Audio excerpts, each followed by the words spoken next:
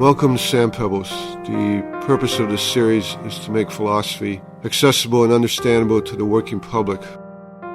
I have here a resident theologian, Harvard philosopher, and Buddhist, Dr. Hogan. And he has some rebuttal or objections to my comments regarding truth and ethics.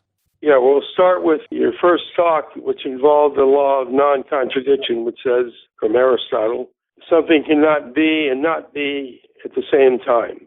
And the way to introduce my rebuttal would be to start with Hegel, because they won't understand Buddhism right away. Hegel, it's often called that his logic is thesis, antithesis, which is negation, and then synthesis, which fuses the negation into a new thesis, which is, of course, quite different from Buddhism. But the point is that in Hegel, first you have a negation of a statement, and then a negation of the negation.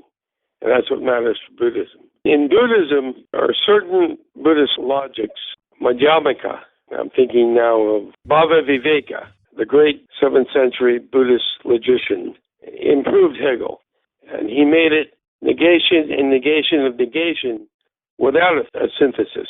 In other words, he made it such that nothing was left except what already occurred. And the best explanation of this Buddhist logic that I've ever seen was actually in a movie. A British company did movies about religion. I don't remember the name of the company or the movie, but I remember the event. And when they were trying to explain negation and negation of negation, what they did was they used a tea ceremony, which is, of course, classically Buddhist, a tea ceremony. Essentially, they showed you that first you have a teacup on the table, and then it's gone. And we can talk about Hegel's moments or the Buddhist moments as 1, 2, 3. In the first moment, the teacup is on the table. The second moment, it's gone, and you don't see it. And then in the third moment, it comes back. So when I saw this, I asked my Buddhist mentor at Harvard, I said, what's the difference between the second moment and the third moment? And he had a good answer. He said, the teacup is back, but it's back as having been gone as well. In other words, the teacup in the third moment, after negation and negation of negation, is merely there. The word mere, M-E-R-E. The teacup is merely there, which allows you to see a double exposure. Think of photography. You can see at the same time the cup is both there and not there, and merely there.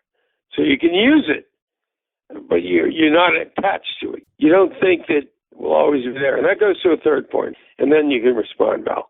Third point is, or the fourth point, I suppose, the major phrase in Buddhism is dukkha, dukkha, dukkha. Now I have to explain more, but I'll do it later. Dukkha, dukkha, dukkha.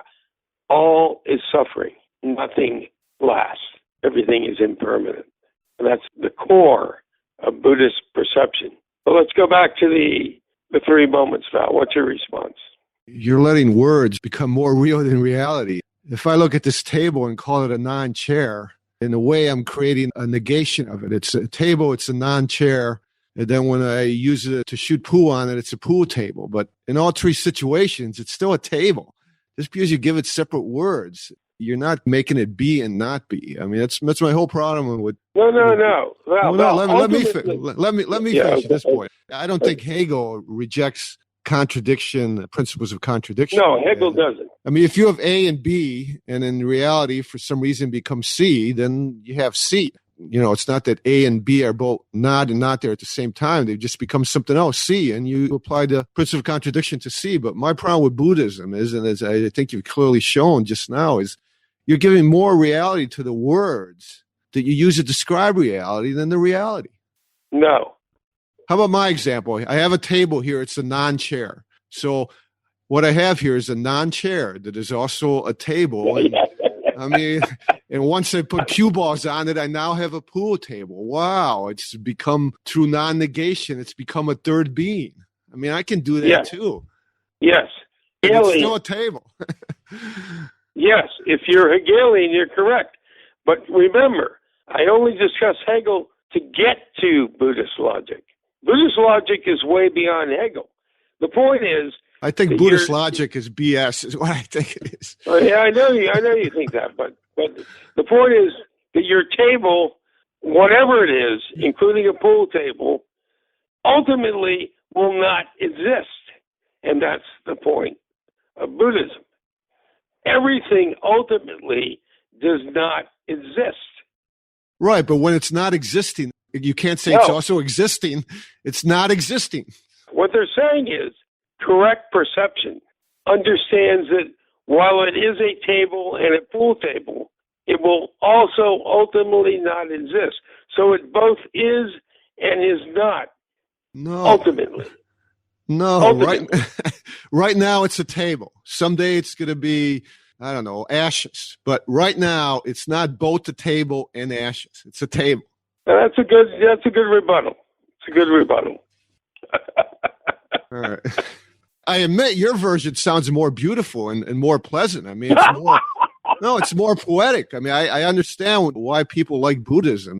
You know, in order to be one with the universe, you have to accept its wholeness. And to accept its wholeness, you understand the oneness of everyone, that we're all part of the whole. I mean, it's very beautiful language. That's why, you know, poetry is so seductive. But it's still friggin' poetry. You know, it's reality still is reality. Whatever you want to call it, non-chair, non-wall, non-whatever, it's still a friggin' table. That's good. That's good. That's the best rebuttal you've ever given me. But let me fill out Buddhism before this podcast ends. In the Near Eastern religions, there is a creator God, and Buddhism denies that. They have the 12-fold chain of creation in which things arise from other things without being created by something else. That becomes a doctrine that says that nothing arises in itself. Well, there it is. Yeah, nothing except God. I mean, that's the definition of God. I mean, yeah, if you reject the creator God, but, you know, I think, it probably gets into the next episode. And actually, that gets into an argument we've had several times. Yeah, the ontological proof and stuff, yeah. Yeah, if you need a creator, then who creates the creator? Oh, you're playing again with words. That's why, I mean, I think that's why the ontological proof, which actually I'm going to try to do an episode on, that works, because, I mean, that's the end point. Once you reach the concept of God and that question can't be asked, that's why God has the attribute of existence, because you can't go beyond when your mind. Okay. So if there can be a being who doesn't require being created, why can't you have an uncreated creation? Well, actually, I think you can. That's the pantheistic view, and I think the ontological proof leads to that. You know, the pantheistic view that the universe is, I mean, it's Christianity, the one that creates the separate creator, but I think rationally, in terms of just what philosophy can give you, all philosophy can give you is a pantheistic view that the universe is the substance of God and that we're essentially thoughts in the mind of God. Yeah, I don't think philosophy can go beyond that without some kind of faith, hope, whatever you want to call it, revelation. Well said. Well said, Val. Oh, thanks. Good rebuttal, or whatever it's called. Okay. What do Buddhists call arguments? Well, it's interesting. You know, in the medieval world, there were debates. In the time of Aquinas, there were huge debates wherein you had to prove your thesis and anyone could attack it in public. And such was the case with Buddhism as well. The Buddhists refused to demand that you affirm any statement that you do not hold in your mind itself. So they went beyond medieval Christianity. If someone cannot prove a statement such that you would affirm it in your own mind, every individual mind, then it's not true.